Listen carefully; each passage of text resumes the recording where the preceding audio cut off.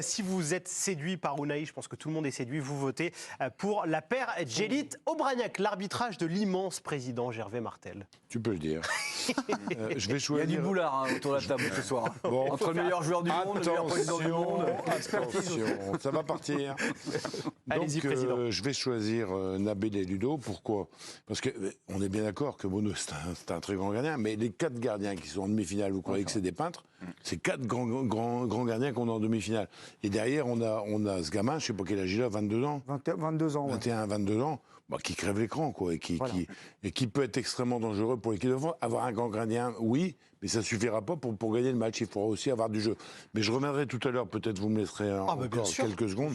Je voudrais m'exprimer sur le collectif de l'équipe du Maroc. Très bien. Voilà. Donc là, en attendant, c'est point pour Obraniak et Djelit. Avant de poursuivre cette discussion sur l'équipe du Maroc, je vous propose d'accueillir tout de suite Adrien Kouroub, qui va s'occuper des informations ce soir et qui a un chiffre intéressant, notamment sur Unai, puisque évidemment, c'est une des révélations de cette Coupe du Monde. Ouais, Unai, c'est un milieu qui parcourt beaucoup de kilomètres, puisque c'est le Marocain, tout simplement, qui a parcouru le plus de kilomètres face au Maroc et face à l'Espagne. 14,7 km contre l'Espagne, 12,1 contre le Portugal. Il faut savoir aussi que sur les matchs à élimination directe, c'est le Marocain qui se démarque le plus. Donc c'est un joueur aussi qui arrive justement à trouver les espaces et qui se déplace bien. Et après, ce qu'il faut dire sur les joueurs marocains, on se pose quand même parfois des questions sur leur physique qui est incroyable. Alors je crois pas... La génétique, ça rentre en ligne de compte. Ils ont souvent des profils quand même de joueurs très endurants. C'est comme le pays de Saïd Aouita, de Khalid Ska et d'Hicham El Guerrouj. Donc cavaler, c'est quelque chose qu'ils connaissent. Et ils utilisent bien le ballon à l'image de Unai. Non mais c'est pas...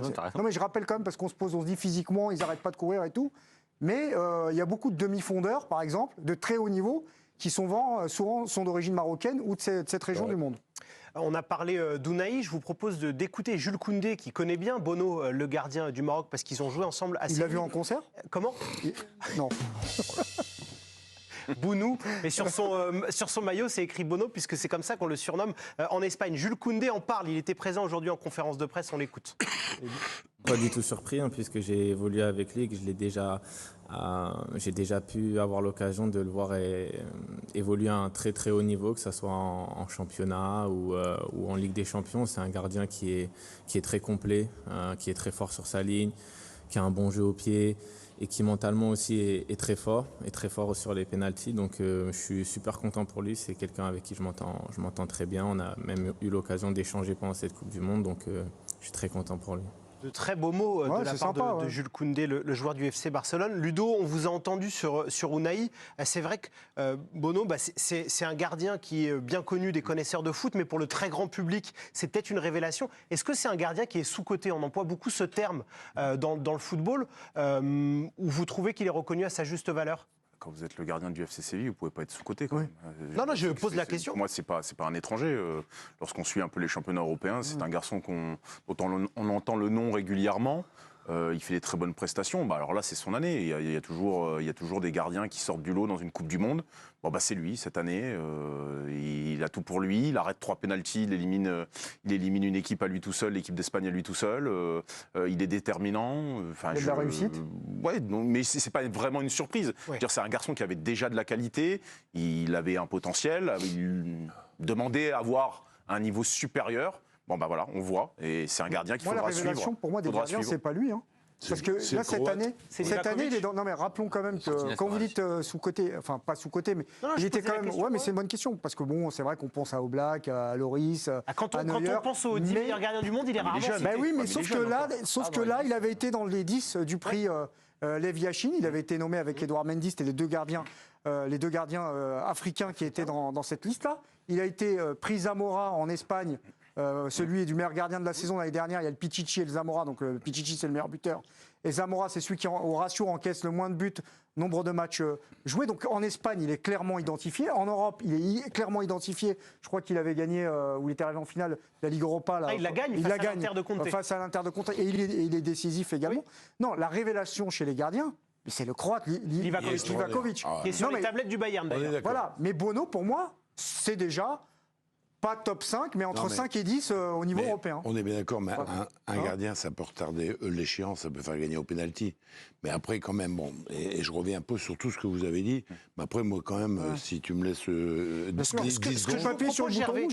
Non, ce que je vous propose, Gervais, on fait un point sur les blessés, on lance la pub, et après, vous avez tout le temps de parler du collectif marocain. Je reviendrai tout à l'heure. Non, restez avec nous. Adrien, rapidement, parce qu'il y a eu des bobos après le match face au Portugal, un point sur la situation des joueurs marocains. Et voilà ce qu'on apprenait dans l'équipe aujourd'hui sous la plume de Mathieu Grégoire. D'abord, il y a le cas Naïef Aguerd. Naïef Aguerd, il est sorti blessé, touché aux ischios contre l'Espagne. Il était forfait contre le Portugal.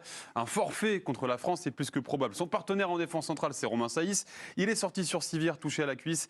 Il y a une incertitude sur sa présence contre les Bleus. Donc on aurait potentiellement une charnière inédite qui débuterait ce match. Bonne nouvelle, Mazraoui, le latéral du Bayern, il était malade contre le Portugal. Il devrait faire son retour.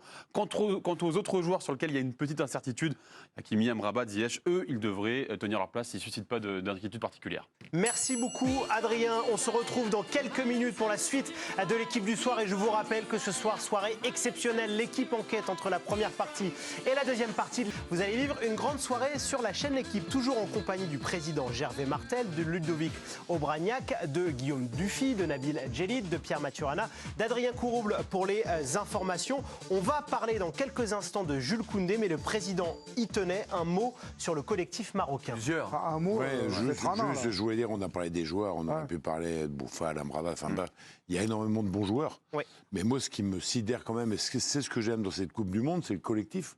Parce qu'aujourd'hui, l'équipe du Maroc, qui aurait dit, il y aurait parié un copec de les voir en demi-finale, personne. Or, ils viennent de où ? Ils viennent d'une suite, c'est vrai, tu le disais Guillaume, par rapport à ce qu'a fait Vaïd avant, mais ils viennent surtout d'un collectif, d'un esprit d'équipe.